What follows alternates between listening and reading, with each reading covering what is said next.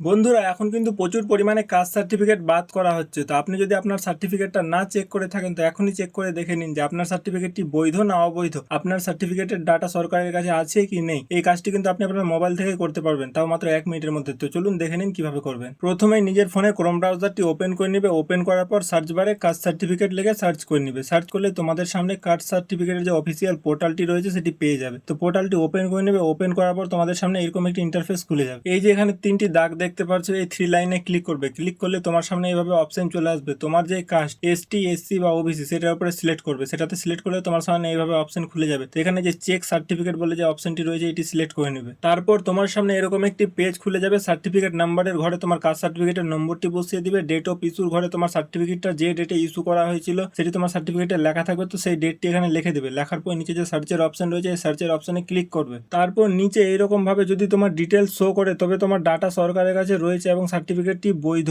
আর নিচে যদি no data found দেখায় তবে তোমার ডাটা কিন্তু সরকারের কাছে নেই, সার্টিফিকেটটি অবৈধ। বন্ধুরা ভিডিওটি যদি হেল্পফুল বলে মনে হয় তো এরকম আরো হেল্পফুল ভিডিও পেতে পেজটি অবশ্যই ফলো করে নেবে।